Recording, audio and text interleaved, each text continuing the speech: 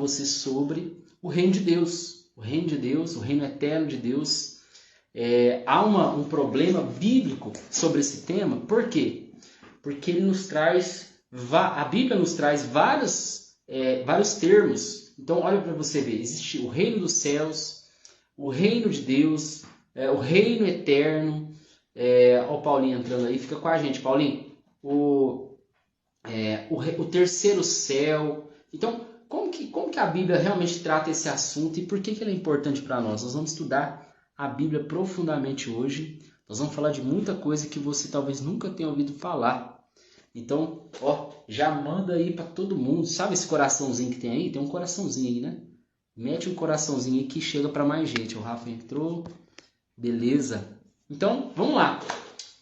O reino de Deus. Bom, o que é esse negócio de reino de Deus, né? Por que o reino de Deus é importante? Por que eu preciso saber sobre isso? Eu acho que a Bíblia vai responder para nós quando nós lemos lá em Gênesis, lá no capítulo 1, começo de tudo, nós vamos ver algumas coisas interessantes. Se você tiver a sua Bíblia aí perto, já conecta aí com a sua Bíblia. Nós vamos estudar bastante a Bíblia aqui. O reino de Deus, vamos ler Gênesis capítulo 1 e 2 para a gente entender como que funciona o reino de Deus. No princípio, Deus criou os céus e a terra. Veja bem, a palavra princípio aqui é a palavra que tem a mesma conotação da palavra logos, que foi, na verdade, logos em grego, que essa palavra significa o princípio sendo a palavra. Até parece contraditório, mas aqui nós podemos fazer uma releitura com base em João capítulo 1, né? Que fala que Jesus é o Logos, Jesus é a palavra. Aí aqui, no princípio era a palavra, ou seja, a palavra era Deus, que criou os céus e a terra. Outra coisa interessante que já no verso 2, era a terra sem forma e vazia. Peraí. Uma terra sem forma e vazia? Nós vamos entender isso aqui. Havia trevas que cobriam a face do abismo. Então existia um abismo, existia uma terra, que a gente vai definir aqui, e existia algo que cobria o abismo. E o Espírito Santo se movia sobre a face das águas. Então alguns elementos existiam antes da era que nós conhecemos, a era humana, a era natural das coisas. Então, olha o que a Bíblia diz. No princípio, Jesus, né, o instrumento da criação, o arquiteto da criação, ele criou os céus e a terra. Ele criou o natural e o sobrenatural. O sobrenatural e o natural.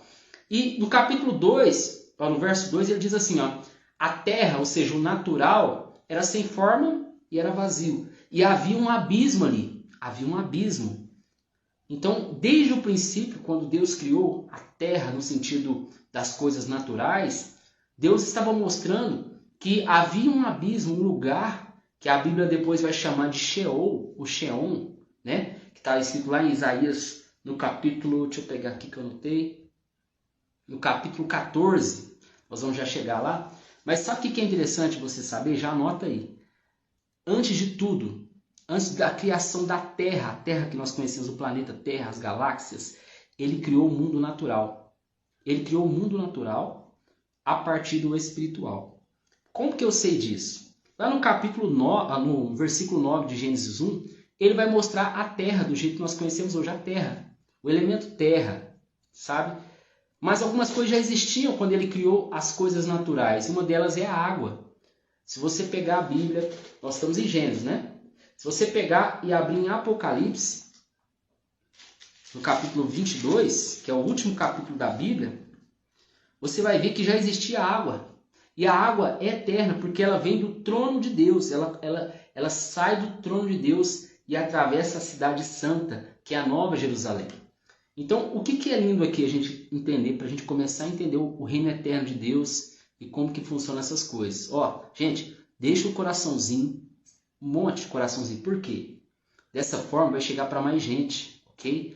O Instagram manda para mais gente. Outra coisa, pega esse aviãozinho aí, envia para todos os amigos que você conhece, que vão se interessar pelo assunto, que hoje nós vamos falar sobre a palavra de Deus, ok?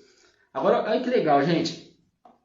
Então, nós já definimos aqui que o reino de Deus eterno, ele foi criado antes das coisas naturais. certo? Ele já foi criado.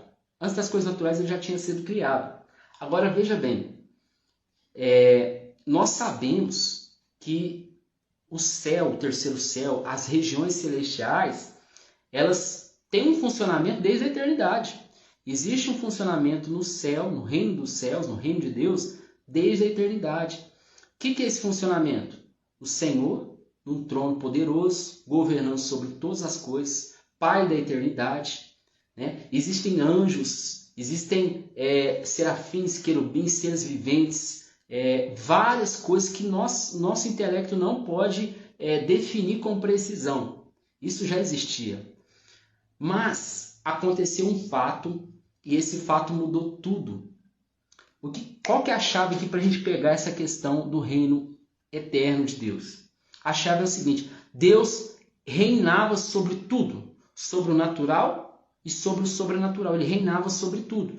Mas um fato aconteceu que transformou essa realidade, que está escrito lá em Isaías capítulo 14, no verso 12 e 15. Eu vou ler na tradução NVI. Olha o que diz lá. Como você caiu dos céus. Quem caiu dos céus? Diabo, né? Ó estrela da manhã, filho da alvorada. Como foi atirado à terra, ou seja, jogado à terra. Perceba que essa palavra terra é a mesma palavra usada no verso 2 de Gênesis. E era a terra sem forma e vazia, e havia o quê? Abismo. Havia abismo nessa terra. Olha que interessante. Lá em Isaías 14, o verso 12 em diante. Como você foi atirado do céu para a terra, você que derrubava as nações, você que dizia no seu coração: subirei aos céus, erguerei o meu trono acima das estrelas de Deus, eu me assentarei no monte da Assembleia. Pega essas palavras, monte da Assembleia. No ponto mais elevado do Monte Santo, subirei mais alto do que as mais altas nuvens. Serei como o Altíssimo. Olha só, o diabo, que é um versículo que fala exatamente da queda do diabo e da intenção do seu coração, tá? Então, a intenção do diabo era o quê? Ele queria ser não somente como Deus, né? Mas ele queria ser Deus. Ele queria subjugar Deus. Subindo mais alto que Deus, ele subjugaria tudo que estivesse abaixo dele. Essa era a primeira proposta do diabo, é essa: subir acima de Deus e subjugar Deus. Que nós sabemos que não aconteceu. Então, a Bíblia fala em Isaías 14 que Deus o atirou na terra. Que terra? Se a terra que nós conhecemos foi criada apenas no verso de número 9 de Gênesis. Então, existe uma teoria, né, uma abordagem teológica que chama teoria da brecha, que ela define o quê? Que entre o versículo 2 e o versículo 3 de Gênesis capítulo 1, existem milhares de anos, existe uma eternidade. Por isso que a Bíblia fala de eternidade e eternidade ele é. Ou seja, ele, além de ser o Pai da eternidade, existem eternidades sobre eternidades, né? Algo que a nossa mente humana não consegue mensurar. Mas, então, num período pré-eternidade, a eternidade que nós conhecemos aqui, o diabo foi atirado, né, dos céus numa terra que não é a terra como nós conhecemos hoje, e ele foi lançado num abismo. Como que eu sei disso? Continuo lá em Isaías 14, ele fala assim, ó, depois que ele fala que eu subirei, ele desejava no coração dele subir acima de Deus. Mas olha o que a Bíblia diz. Mas as profundezas foi lançado, as profundezas de Sheol. Você será levado, irá para o fundo do abismo. A palavra abismo aqui é a mesma palavra usada no abismo do verso 2 de Gênesis capítulo 1. O que significa isso, gente? Que nós estamos falando aqui de um momento pré-eternidade ou pré-existência natural que nós conhecemos, que o diabo foi lançado num abismo natural. Então, assim, o reino de Deus ele foi interferido. Por quê? Alguém dentro do reino de Deus, que era o diabo, além de ter se rebelado contra Deus, ele, na multidão do seu comércio, como diz a Bíblia, né, em Ezequiel, na multidão da sua negociação com outros anjos, ele levou 1/3 dos anjos também à queda. Então existia um lugar na existência, tanto natural quanto sobrenatural, onde Deus não era rei. Existia um lugar onde Deus não era rei de tudo. Onde que era esse lugar? A terra. Agora, o que é lindo aqui? Saber que nós fomos levados para a terra para devolver o reino para Cristo. Nós fomos levados, nós fomos criados, e isso é o propósito da criação. Deus não criou o ser humano apenas para, vou criar ali, como alguém que compra lá um cachorrinho e gosta de ver ele brincando. Deus não nos chamou para ficar brincando de mexer com árvore, mexer com ciência, mexer com... Não. Tem um propósito para a nossa existência. O propósito é dominar aquilo que não está mais dominado por Deus. Porque a própria Bíblia diz que o mundo jaz no maligno e o Deus desse mundo, Deus com D minúsculo, era Satanás. Mas o que é interessante é que quando Deus cria Adão e Eva, ele não criou já eles como se estivessem governando. Não. Como Deus sabia que ali havia caos, havia maldade, havia o mal ali, Deus criou um jardim. Olha só que lindo. Esse jardim, a Bíblia fala que o jardim Deus plantou com as suas próprias mãos. Assim como o homem foi feito com as mãos de Deus, que Deus pegou do pó da terra, lá em Gênesis capítulo 2, Deus também plantou um jardim. Ele plantou um jardim no Éden. E olha que lindo, irmão. Ali era um pedacinho onde o governo de Deus estava no meio do caos. E agora pega essa visão, pega essa chave. Você foi criado para colonizar aquilo que se havia perdido. Qual a aplicação prática na minha vida isso? Se você aceitou Jesus, se você recebeu Jesus, você não recebeu à toa. Você recebeu Jesus para colonizar a sua casa, para colonizar o seu trabalho, para colonizar as regiões que você anda. E isso é muito forte. Agora, voltando para a questão do reino eterno é o conjunto de duas coisas. Pega a visão aí. Ó. A primeira coisa é o reino que está em colonização, ou seja, Deus plantou um jardim do Éden e o homem pecou e tudo mais, mas o plano de Deus era Jesus. E Jesus veio e começou, então, o reino de Deus. Tanto que nós lemos lá também, em Mateus capítulo 3, João Batista falando, o reino de Deus está próximo. Então, o reino de Deus não chegou quando Adão chegou. Porque Adão não era o rei, o escolhido, o ungido de Deus. Nem Adão, nem Eva. Na verdade, era Jesus. Mas era preciso que um jardim fosse plantado. Era preciso que um homem e uma mulher multiplicassem e povoassem a terra. Por quê? Porque senão Jesus ia ser rei de quê? Fala para mim. Rei de quê? E é lindo porque Jesus, um dos nomes de Jesus é Emanuel, que significa Deus conosco. Deus com quem, se não tivesse o jardim, se Jesus tivesse vindo sozinho?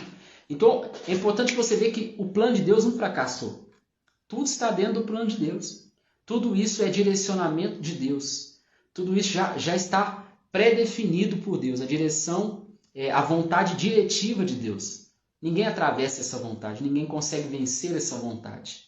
A verdade é essa. Agora, o que é lindo aqui? Ó? O reino de Deus, o reino eterno, ele é composto pelo reino colonizador. O que é esse reino colonizador? É a igreja. É a igreja, depois que Jesus veio, depois que o Espírito Santo veio, começou o reino de Deus. Tanto que João Batista falou, o reino de Deus nem chegou, ele está próximo. O reino, ele é instalado pela igreja.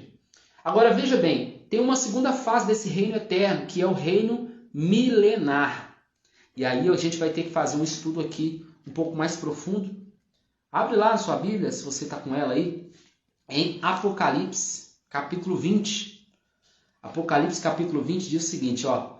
Eu vi descer, quem viu? João, o apóstolo João, o evangelista, ele teve uma visão e olha o que ele escreve. Eu vi descer do céu um anjo que trazia na mão a chave do abismo. Olha a palavra abismo de novo aparecendo e não é à toa, essa palavra é chave. Essa palavra não é o inferno. O abismo não é o inferno. Sheol não é o inferno. A melhor tradução que existe para Sheol, não existe uma tradução, tanto se você pegar a sua Bíblia lá em Isaías 14, você vai ver que todas as versões brasileiras fizeram transliteraram, ou seja, eles colocaram Sheol, não mudaram, não tentaram traduzir essa palavra, porque é muito difícil você conseguir traduzir essa palavra, porque o hebraico, quando foi escrito, essa palavra não é o hebraico de hoje em dia, que é falado, por exemplo, nas regiões lá de Israel. É um hebraico mais antigo, né? É uma língua morta, literalmente. Então, esse Sheol significa lugar encoberto de terra e profundezas. É uma prisão. Então, esse abismo aqui que nós vamos ler é o abismo que já existia uma prisão. Olha só, antes do diabo cair, Deus fez uma prisão para ele. Pega essa visão aí. Antes do diabo cair, Deus tinha feito uma prisão para ele. Agora vamos lá. Eu estou falando aqui do reino milenar. Então nós temos dois reinos que juntos são o reino eterno de Deus. O primeiro é o reino colonizador, ou seja, Jesus, através da igreja, está colonizando, trazendo uma cultura do reino. Por isso que Jesus falou assim, quando vocês forem orar, façam o seguinte, orem assim, Pai nosso que está no céu, santificado seja o seu nome, venha a nós o vosso reino. Ou seja, o reino não está aqui.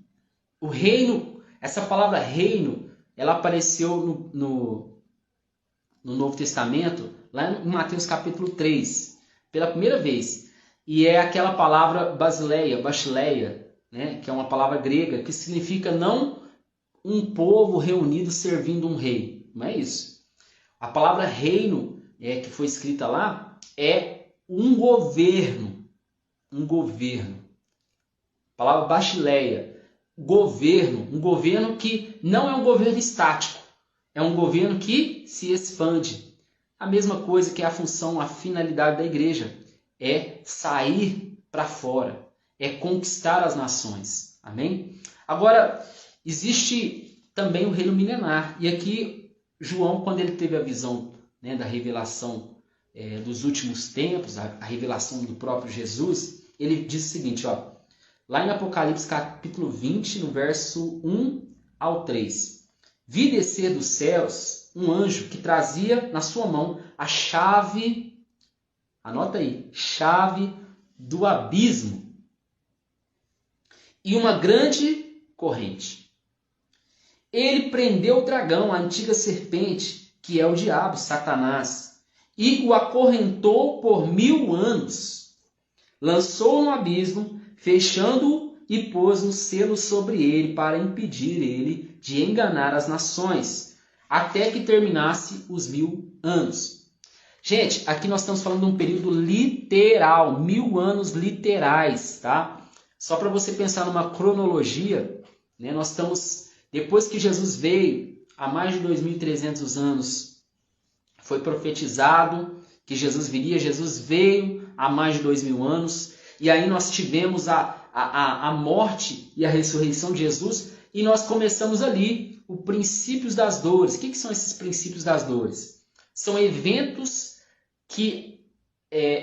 catalíticos que fazem, que preparam o caminho para a volta de Jesus. Eventos catalíticos, terremotos, doenças, pandemia, uma série de coisas que são eventos catalíticos que preparam a vinda, o surgimento primeiro do anticristo, depois a volta de Jesus.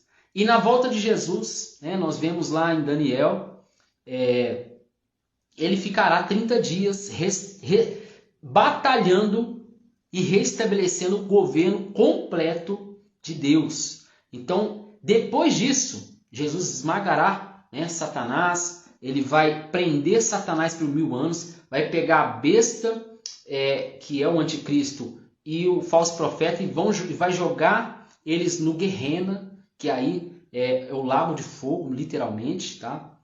E Jesus começará então a estabelecer o reino milenar.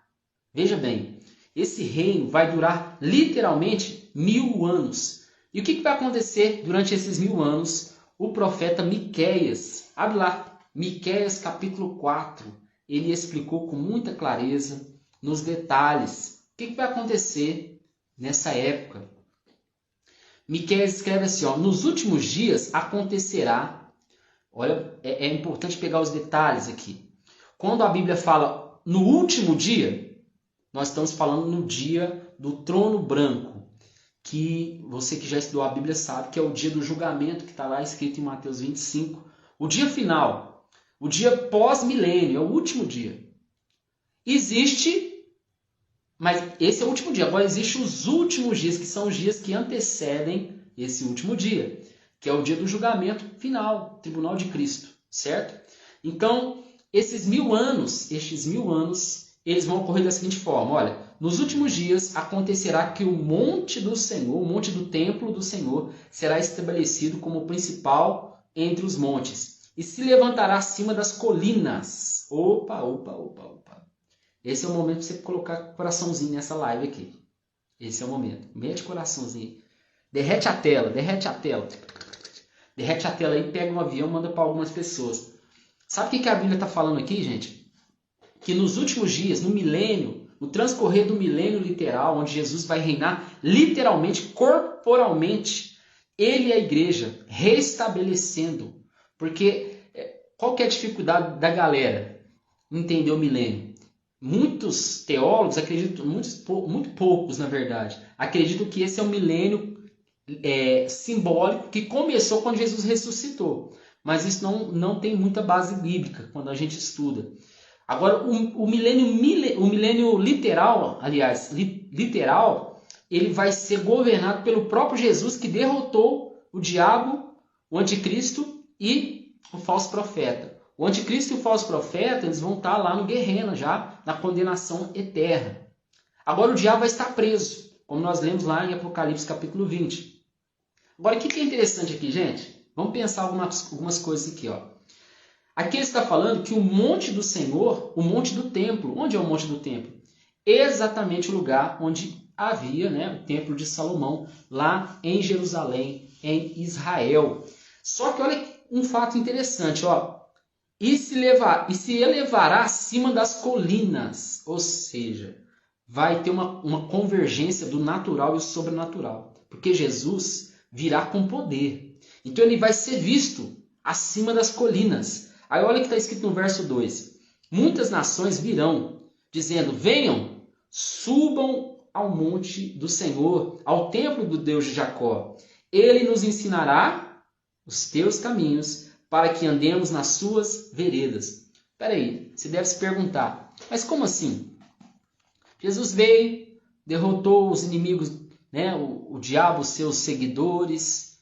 Quem que ele vai ensinar? Na verdade, nem todos se renderão ao diabo na grande tribulação. Nem todos. Então haverão dois tipos de pessoas vivendo nesse milênio. O primeiro tipo de pessoas é as pessoas que a igreja, né, que foi ressuscitada, né, a primeira ressurreição. Por isso que Paulo diz, bem-aventurados que vierem a ser ressuscitados na primeira ressurreição. Por quê? Porque essa primeira ressurreição são os mortos que morreram em Cristo, tanto na grande tribulação como antes, como todos que morreram antes. E aqueles que estão na terra, a igreja da última geração, ela vai subir, né, nos ares de um encontro com o Senhor após a grande tribulação. E o que vai acontecer ali, meu irmão? Vai acontecer que Jesus vai estabelecer o reino dele usando a igreja. Por isso que a Bíblia fala lá em Apocalipse que nos últimos dias, no último dia, né, nos últimos, os servos servirão ao Senhor. Ou seja, nós vamos liderar e discipular nações que não se renderam ao anticristo. Por isso que aqui fala, ó, as nações virão e dirão, venham, subamos o monte do Senhor, onde está o templo do Deus de Jacó, ele nos ensinará o caminho e as veredas que devemos andar. Pois a lei virá de Sião, a palavra do Senhor de Jerusalém. Ele julgará entre nós muitos povos e resolverá contendas entre nações poderosas e distantes. Meu irmão, você que hoje recebeu, por exemplo, está liderando um pequeno grupo, uma célula, você foi chamado por Deus para trazer o governo dele aqui, mas no milênio você pode e vai liderar nações, regiões, você vai ser, com Jesus, um discipulador das nações. Isso mesmo. Jesus, a lei virá de Sião, a lei virá de Jerusalém. Jesus reinará e estabelecerá, vai destruir o reino. Sabe, aquela cultura do anticristo vai acabar. O que é a cultura do anticristo? Tudo que nós vemos hoje, só que pior. É o que vai acontecer no período em que o anticristo, né,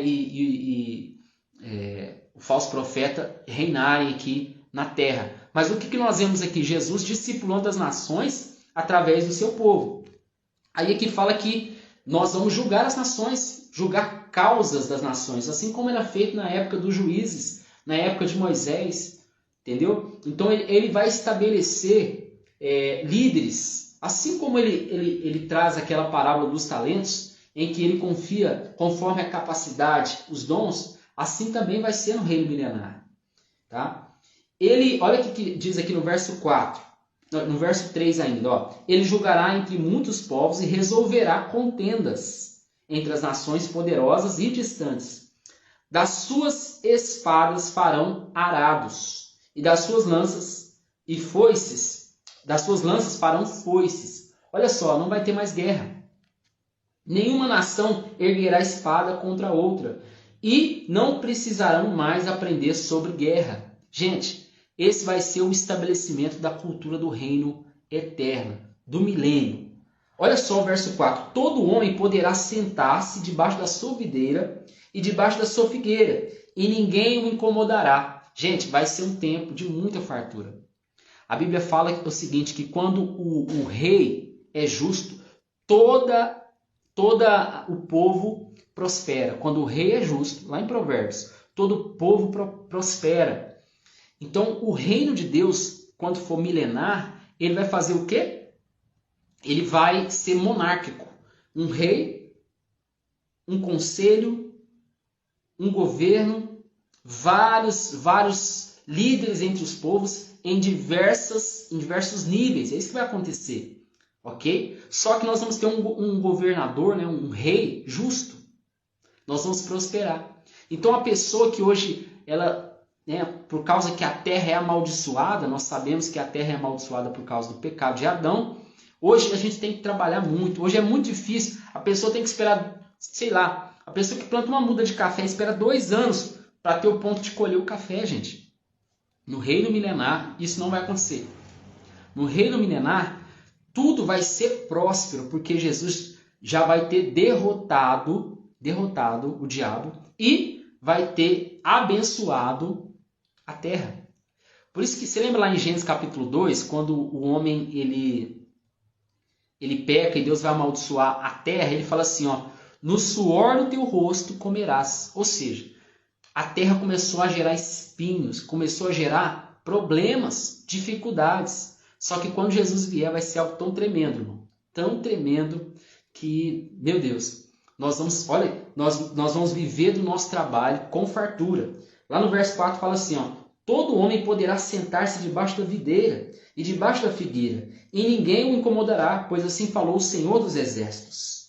Aí no verso 5, pois todas as nações andam, cada uma, hoje, conforme os seus deuses, mas nós seguimos nosso Deus, o Senhor dos Exércitos, para sempre. Agora, irmão, o que é lindo aqui a gente entender? Que o reino eterno, milenar, o reino milenar, ele não é o reino eterno, ele é um pedaço. Temos também o reino colonizador, que é o que estamos vivendo hoje. Nós estamos colonizando a terra. Se você pegar Mateus capítulo 6, Jesus ensinou a gente como viver. Mesmo estando no mundo, mesmo dentro dessa cultura corruptiva, terrível, depravada, Jesus falou assim, ó, mas vocês vão viver diferente. Vocês vão cuidar dos pobres, vocês vão orar pelos seus inimigos, vocês vão honrar pais e mãe, entendeu? Então ele trouxe uma cultura do reino para a gente estabelecer. E agora eu quero dizer algo que você não sabia. Mateus capítulo 6 será o estatuto do reino milenar. Por isso que você precisa conhecer Mateus capítulo 6 até o 7, né? Que é o Sermão do Monte, o Sermão da Montanha. Ele vai trazer a ética cristã. A ética cristã, ela é exposta pelo próprio Jesus. Por isso que Jesus fala assim, ó, eu não vim condenar vocês, mas as palavras que eu disse, ela virá a condenar vocês. Ela vai julgar vocês. Então, Jesus ele estabeleceu. Aqui é só um treinamento, meu irmão. Nós estamos vivendo um reino temporário, mas virá o reino milenar. E depois desse reino milenar, você vai pensar, mas passou 1000 anos, o que vai acontecer agora? O que vai acontecer agora é que, vamos ler na Bíblia, né? Apocalipse, abre lá, Apocalipse, capítulo 21. Olha só, no capítulo 20, João tem a visão dos 1000 anos. No capítulo 21, agora acabou os 1000 anos, Jesus já estabeleceu o reino dele aqui, o reino literal dele. As nações já estão sendo discipuladas, já há temor nas nações naturais, né? E agora ele vai, o que vai vir? Os novos céus e nova terra. Mas isso acontece quando a nova Jerusalém desce sobre o monte Sião. Vamos ler lá Apocalipse capítulo 21, ó. Então eu vi novos céus e nova terra, pois o primeiro céu e a primeira terra tinham passado. Uau! Gente, você lembra do primeiro céu e a primeira terra que foram feitos? Está lá em Gênesis capítulo 1. E criou Deus os céus e a terra. Só que aquele céu e terra passaram. Nesse momento aqui, tudo se fez novo. Literalmente, tudo se fez novo aqui. Tudo se fez novo aqui. Então, o que vai acontecer aqui, meu irmão? Vai acontecer um céu convergente com a terra. Uma terra convergente com o céu. Tudo vai se convergir, está escrito lá em Filipenses, em Jesus. É como se o natural e o sobrenatural se misturassem aqui. Vão se misturar. Você vai perceber, olha só. Vi a cidade santa, a nova Jerusalém que descia dos céus da parte de Deus, preparada como uma noiva adornada para o seu marido. Uau! Veja bem, Jesus é o noivo. Ele é o noivo da igreja. Só que a nova Jerusalém que descerá depois do reino milenar de Jesus, vem adornada como uma noiva. Por quê? Quem está nessa cidade? Deus. Vamos ler aqui, ó. Deus está nessa cidade. Olha só. Vi a cidade santa, a nova Jerusalém, que descia dos céus, da parte de Deus, preparada como uma noiva adornada para o seu marido. Ouvi uma forte voz que dizia do trono. Ela vinha do trono. Do trono de quem? De Deus. Agora o tabernáculo de Deus está com os homens, com os quais ele viverá. Opa! A palavra Deus aqui é Deus Pai, tá? Deus Pai estava no céu enquanto o Filho estava preparando a terra. Deus Pai estava no céu esperando o Filho preparar a terra. E Jesus hoje, 2021, dia 29/4, ele está no céu com o Pai esperando a igreja preparar a terra para ele. Porque Jesus só virá, meu irmão, ele só virá quando a igreja preparar. Irmão, derrete um coração aí, porque nós nem chegamos na cereja do bolo ainda. Nós estamos só pincelando aqui para você entender. O reino eterno ele é composto de 3 fases. Reino colonizador. A igreja coloniza através do Espírito Santo, através do nome, do arrependimento. Começou lá em João Batista. Jesus veio e a gente começou a colonizar o cristianismo. Segundo, o reino milenar. Depois que Jesus volta, prende o diabo, derrota a besta e derrota o falso profeta, jogando eles no lago de fogo. 1000 anos se seguem numa linha temporal, literal. E aí o reino é estabelecido. Depois que o reino é estabelecido completamente, nós vemos a nova Jerusalém descendo como uma noiva adornada para o seu noivo. O noivo, Jesus, também é noivo dessa cidade. Aleluia? Agora vamos lá. Ó. Aí diz aqui no verso 3, ouvi uma forte voz que vinha do trono e dizia, agora, olha só, o agora, por mais lógico que seja, ele indica o tempo presente. Ali, naquele momento, o tabernáculo de Deus ficaria com os homens e ele viveria com eles para sempre. Deus vai viver conosco para sempre, meu irmão. Isso é lindo. Eles serão o seu povo, os seus povos. O próprio Deus estará com eles e ele será o seu Deus. Ele enxugará dos seus olhos toda lágrima. Não haverá mais morte, nem tristeza, nem choro, nem dor, pois a antiga ordem se passou. Gente, que ordem que ele está falando? É o sistema do anticristo. Por isso que Paulo ele já falava nas cartas a Tessalônica, ele já falava, o espírito do anticristo já está atuando. Ele está atuando desde a época do apóstolo Paulo até hoje.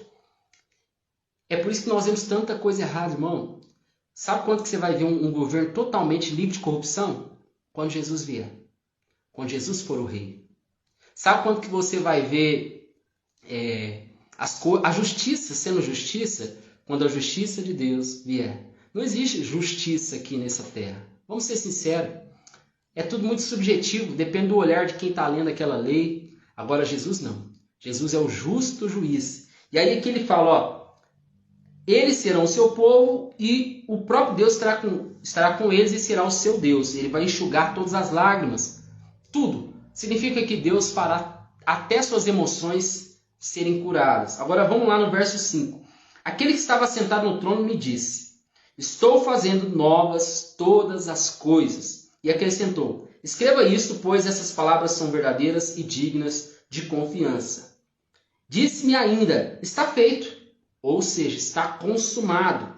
Eu sou o alfa, o ômega, o princípio e o fim. A quem tiver sede, darei de beber gratuitamente da fonte da vida. O vencedor herdará tudo isto, e eu serei o seu Deus, e ele será o meu filho. Gente, segredos do reino eterno de Deus. Então eu já te apresentei o reino eterno de Deus, ele tem 3 fases. Primeira fase, a igreja coloniza a terra. Segunda fase, qual que é a segunda fase aí, galera?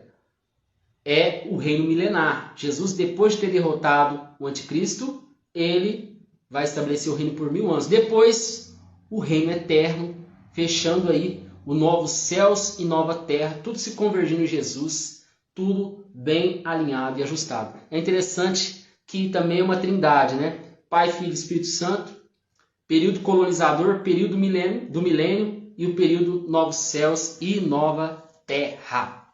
Agora que nós demos essa base para você, eu vou falar sobre o reino e a revelação de Jesus sobre esse reino, tá? A primeira revelação, gente, é como eu disse, a palavra reino, que aparece, a primeira vez que ela aparece no Novo Testamento, é em Mateus capítulo 3, João Batista falando, olha, o reino está próximo, o reino dos céus. Por que ele falou o reino dos céus e não falou o reino de Deus? Irmão, na verdade é a mesma coisa. Por que eu digo isso?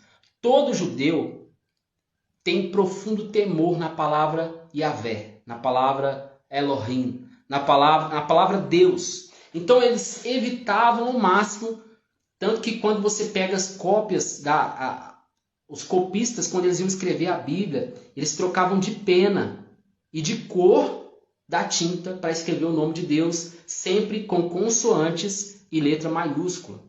Então, o que você entende aqui? Você entende que a palavra Deus, ela tem um sentido muito mais profundo do que a gente mesmo usa, né? Infelizmente, a gente usa às vezes até errado. Agora, esse reino, ele tem algumas revelações que o próprio Jesus disse. Vamos lá abrir Mateus capítulo 13 e a gente vai entender um pouquinho do reino de Deus apresentado por Jesus. Mateus capítulo 13. O que você tem que entender? Existem 7 parábolas que Jesus trouxe sobre o reino de Deus. 7. Essas 7 parábolas, elas literalmente descortinam tudo que vai ter, tudo que tem, como que entra, quem não entra, por que entra, o que deve fazer, o que não deve fazer. Então eu separei aqui um esboço, vou tentar seguir ele para a gente conseguir chegar. Antes até mesmo da gente estudar esse capítulo, Eu não sei se você se lembra, em João capítulo 3, a conversa de Nicodemos com Jesus. Gente, já põe um joinha aí que vai ser muito top isso aqui, viu? Olha só, põe um joinha não, põe um coraçãozinho, né? Eu não tô no YouTube. Olha só, gente, isso aqui é fantástico. Jesus disse para Nicodemos, Nicodemos chegou nele e falou, mestre, como que eu entro no reino de Deus? Como que eu entro? Dessa vez ele disse o reino de Deus, né? E Jesus falou, você tem que nascer de novo. Aí ele fez de bobo, né? Mas como pode alguém voltar para o ventre da mãe e nascer de novo? Jesus falou, mas você é mestre em Israel e não sabe dessas coisas? Por que Jesus disse isso? Por que é esse novo nascimento? É somente o batismo? O batismo ele é a representação pública do sepultamento da velha natureza e da nova criatura nascendo. Isso é um fato. Agora, nascer de novo, quando uma criança ela sai do útero da sua mãe, ela simplesmente é pura e nela não existe muito mais do que aquilo que está acontecendo naquela hora. Ou seja, o que eu quero dizer com isso? Não existe um passado. Tudo é lançado no mar do esquecimento quando você nasce de novo. Então Jesus ele disse para o Nicodemos, Nicodemos, você tem que esquecer tudo. Você é doutor, você sabe tudo, mas você não sabe nada. Para você entrar nesse reino, esqueça tudo que você sabe e comece a viver o reino de Deus, o reino poderoso e eterno de Jesus. Mas que reino é esse? Como que eu faço para chegar nisso? Vamos lá. O reino de Deus ele tem um rei. É interessante que Deus Pai, Deus Filho e Deus Espírito Santo, né? É a Trindade. Agora, veja bem, tudo é propriedade de Deus Pai, mas Ele escolheu seu Filho para reinar. A verdade é essa. Por isso que em Filipenses está escrito, Ele se esvaziou de si mesmo, né? Não se orgulhou por ser igual a Deus, mas antes sim se humilhou, se esvaziou e foi levado à morte de cruz, você já sabe, mas aí fala, ao que Deus o exaltou sobremaneira, sobre todo nome. Deus, sendo dono, delegou a Jesus o reino eterno. Nós acabamos de falar que Deus estará conosco, Deus Pai, Deus Filho e Deus Espírito Santo. Mas quem reinará será Jesus. Jesus será o rei. A lei virá de Jesus para sempre. Vamos ler Apocalipse capítulo 19. Apocalipse 19 para a gente entender um pouquinho disso aí. Apocalipse 19, 16. Olha o que diz aí. Olha aqui. Em seu manto, no manto de Jesus, e em sua coxa está escrito Rei dos Reis e Senhor dos Senhores. Irmão, isso significa que a nomenclatura de Jesus, a denominação de Jesus será rei. Rei, mesmo Deus estando aqui na terra. Agora, o que nós vamos entender? Esse rei, ele funciona na base de um governo. E já funciona esse governo para a igreja. E uma das parábolas que vão nos ensinar bastante sobre isso, vamos lá abrir em Mateus capítulo 13, que a gente vai entender isso bastante. Mateus capítulo 13. Olha o que diz aqui.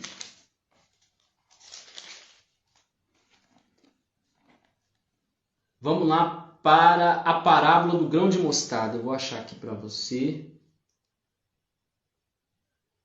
Vou começar aqui já no verso 1. Olha. Naquele mesmo dia, Jesus saiu de casa e assentou-se à beira do mar. Reuniu-se ao seu redor uma multidão tão grande que por isso ele entrou no barco e se assentou. O povo reunido na praia. Jesus falou muitas coisas por parábolas, dizendo: o semeador saiu a semear. Enquanto lançava uma semente, parte caiu à beira-mar, parte caiu a caminho e as aves comeram. Parte dela caiu no terreno pedregoso, onde não havia muita terra e logo brotou. E como não tinha terra profunda, quando saiu o sol, foram queimados pelo sol. Outra parte caiu no meio dos espinhos e foi sufocada. Aí no verso 8, outra ainda caiu numa terra boa e produziu 30, 60 e 100 vezes mais. E aqui, irmão, algo muito poderoso nos choca. E eu queria que você colocasse seu coração. Nem todo mundo entrará no reino de Deus. Nem todo mundo que recebeu a carta da graça entrará no reino de Deus. Como assim, pastor? Eu queria que você se lembrasse da parábola da ceia. Eu não sei se você se lembra. E Jesus contou essa parábola e ele disse o seguinte: olha, o reino de Deus será como um senhor que fez uma festa, né? Pegou seus servos, os enviou para convidar as pessoas. Só que as pessoas não deram valor. Sabe, meu irmão, o convite da graça chegar para todo mundo, vai chegar para todo mundo. Porque esse requisito é importante para a volta de Jesus.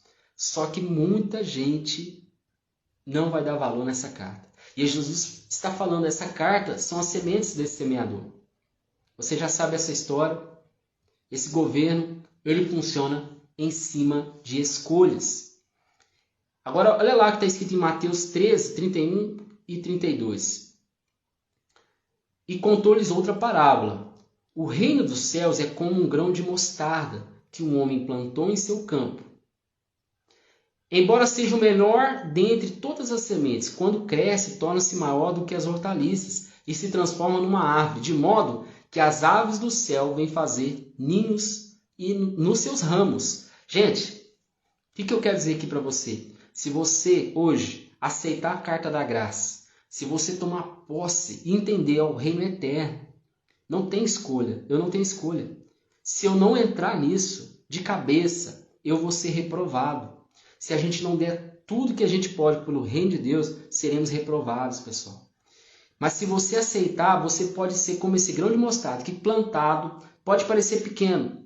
Pode parecer que a gente é pouco perto de tanta gente que faz coisa errada nesse mundo. Pode parecer que lá no seu trabalho não compensa. Não compensa ser uma pessoa correta, mas compensa sim. Pode parecer pequeno, mas quando plantado, meu irmão, ele vai gerar um fruto tão grande, uma árvore tão grande que vai servir de repouso para os passarinhos, para as pessoas. Você tem que ser repouso para as pessoas. As pessoas têm que olhar, quando elas tiverem um problema, elas têm que vir para o reino de Deus e perguntar para os filhos: você tem a solução para o meu problema? Você tem a solução para aquilo que eu preciso? Outra coisa que Mateus capítulo 13 vai nos dar é a cultura do reino. E essa cultura do reino vem lá de Mateus capítulo 13, verso 33. Olha o que está escrito lá. E contou-lhes ainda uma outra parábola. O reino dos céus é como o fermento que uma mulher tomou. Diga tomou. Tomou. E eu gosto muito dessa palavra porque é a mesma palavra usada lá em Mateus 11, 12. O reino dos céus é tomado pelo esforço. Olha o que diz a Bíblia. Essa mulher tomou o fermento e misturou com uma grande quantidade de farinha. E toda a farinha ficou fermentada. Irmão, isso fala da cultura, a cultura do reino de Deus, do reino de Jesus. Quando a gente lança nas pessoas, por mais que a pessoa queira, a palavra de Deus ela é mais afiada do que qualquer coisa que existe. Se você trouxer a palavra revelada, encharcada de óleo, não adianta, a pessoa não tem como resistir àquilo. É muito forte o que acontece. Agora, olha que interessante. O reino de Deus também tem um povo. E aí é lindo demais porque nesse reino colonizador que eu expliquei para vocês, que é o que nós estamos vivendo agora, nós estamos colonizando, existe o joio e existe o trigo. E eles vão crescer juntos. Mas não significa que são iguais, não significa que têm o mesmo fruto, nem a natureza. Mas eles vão crescer juntos. Isso é uma revelação que Jesus trouxe. Outra coisa, o reino de Deus tem fronteiras, regras. Mateus 13, 44 diz assim, o reino dos céus é como um tesouro escondido num campo. Certo homem, tendo encontrado, escondeu de novo. Então, cheio de alegria, foi e vendeu tudo que tinha e comprou aquele campo. Deixa eu te falar uma coisa. A salvação é de graça, mas o discipulado vai custar tudo. A salvação é de graça, mas o discipulado vai custar tudo. Por que eu digo isso? Porque nós temos a impressão, quando a gente ouve alguns pregadores dizerem, que, beleza, foi tudo muito simples. Jesus morreu em meu lugar, eu digo sim, entro para o clube dos nascidos de novo e tá tudo bem, não. Tem um custo muito grande. Esse homem da parábola, ele viu que tinha uma joia, uma pérola escondida num campo. Ele foi lá, ele viu, ele achou, aí ele foi lá e enterrou de novo. E depois a Bíblia diz, ó, lá no verso 44, com toda a alegria, ele foi e vendeu tudo que tinha. E comprou o campo por causa de uma pérola. Servir a Deus, irmão, de verdade, vai custar tudo. E aí eu não estou falando que você meter o pau na barraca e largar tudo que você... Não é isso. Fala de largar suas convicções. Talvez você é uma pessoa que nasceu de novo, mas ainda tem a vida antiga. Eu não sei nem se é possível uma coisa dessa, né? A pessoa tinha o hábito, às vezes, de mentir e continua mentindo. Às vezes a pessoa... Jesus manda a gente dar outra face, só que ela não leva desaforo para casa. Então nós estamos falando aqui de uma cultura que não existe na pessoa. Só que vai te custar tudo. Vai te custar ser uma pessoa mais compreensível, uma pessoa mais amorosa, mais compassiva, mais misericordiosa. Entrar nesse reino, esse reino tem fronteiras e regras. Agora, vamos lá, Mateus capítulo 13, no verso 47 e 48, diz assim, ó, o reino dos céus é ainda como uma rede que é lançada ao mar e apanha toda sorte de peixes, quando está cheia. Os pescadores puxam para a praia, então se assentam e juntam os peixes bons em cestos, mas jogam fora os peixes ruins. Irmão, muitos de nós, e o Espírito Santo tem incomodado muitos de nós, mas às vezes a gente ignora a voz do Espírito Santo, estamos aparentemente como peixes bons, né? Que Jesus pegou naquela rede, mas que por dentro não cheiram bem, não tão sadios, tão podres. Eu preciso deixar alguém nos tratar, alguém usado por Deus nos tratar em toda sorte de problemas que a gente tem internamente. Se eu e você nós não temos essa humildade para realmente tirar a casca e mostrar quem nós somos para alguém, tem que ser alguém realmente que se importa com você, que gosta de você. Se nós não somos assim, irmão, infelizmente, meu Deus, nós vamos ser como essa parábola. Jesus, quando recolher os peixes, ele vai pegar os peixes bons, colocar no cesto, e os peixes ruins, ele vai jogar fora. Isso é muito ruim. E Deus nos chamou, assim, só para a gente terminar, para 3 coisas, irmão. 3 coisas que eu recomendo que você entenda. A primeira, sacerdócio eterno. Nós seremos reis e sacerdotes eternos. Quando você aceita Jesus, homem e mulher, você se torna um sacerdote, uma sacerdotisa de Jesus. Ele nos chamou para discipular nações. Mateus 28, 19. Ide, portanto, e fazei discípulos. Não tem jeito, irmão. Às vezes você faz alguma coisa na igreja. Amém. Mas se você não faz discípulos, nós estamos fora. E o terceiro, liderar as nações representando a Cristo. Gente, antes de da gente fazer uma oração final aqui, nós estamos abrindo a comunidade AME, tá? É uma escola AME. Vai ter curso de interpretação bíblica, vai ter curso de Antigo Testamento, Novo Testamento, escatologia completa. Você vai aprender todas as teorias escatológicas. São mais do que 150 capítulos da Bíblia falando de escatologia. Então você vai aprender tudo na prática. Nós vamos estudar a Bíblia capítulo por capítulo, tá? Capítulo por capítulo. Você vai aprender nesse primeiro curso que vai ser lançado mês que vem, interpretação bíblica. Como entender as línguas originais? Será que é possível entender o hebraico, o grego e o aramaico? Será que é possível?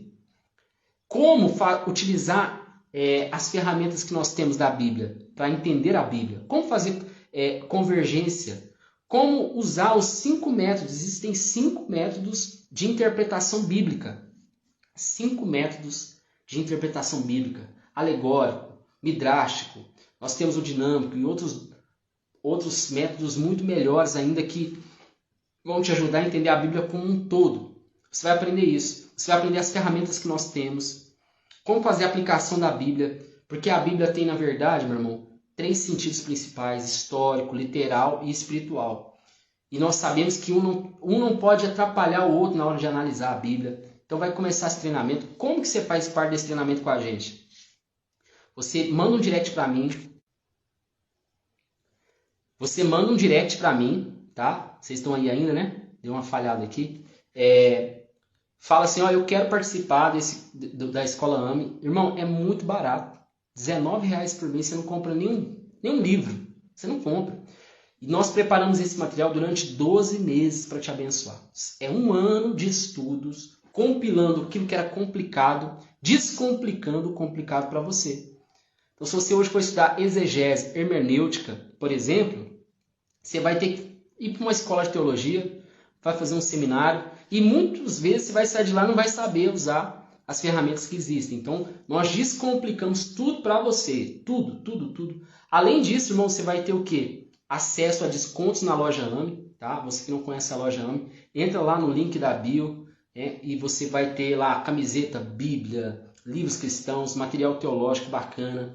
E, além disso, você vai ter todos os materiais gratuitamente, e-books. Todos os e-books que nós produzimos, você vai ter exclusivamente. Você vai ter planilhas que a gente montou. Planilhas, por exemplo, tem uma planilha que a gente montou que é vocacionando o seu ministério. Qual que é o seu chamado específico? Nós criamos uma planilha que ela te dá essa orientação bem legal. Então, tudo isso, irmão, por R$19,90. Meu Deus. É assim, nós estamos entregando um conteúdo de, 7 anos de estudo para você ser abençoado. Então, assim, me chama lá no direct, você vai gostar bastante do que a gente produziu. E, para finalizar, irmão, eu queria te convidar você a estar entrando lá no link da bio também. Entra no nosso canal do YouTube. Tem muitas ministrações poderosas dos nossos pastores. Tem minhas ministrações, da minha esposa. Nós temos treinamentos inteiros. Tem um TLC inteiro, gratuitamente lá. E pouca gente sabe, sabia? Que nós temos um treinamento gratuito lá no YouTube de como criar uma célula, como multiplicar a sua célula, como ganhar almas para Jesus. Nós temos também o discipulado na prática. Então, você quer aprender sobre discipulado? Entra lá no canal do YouTube, se inscreve no canal e vamos embora. Amém? Quero orar por você, te abençoar.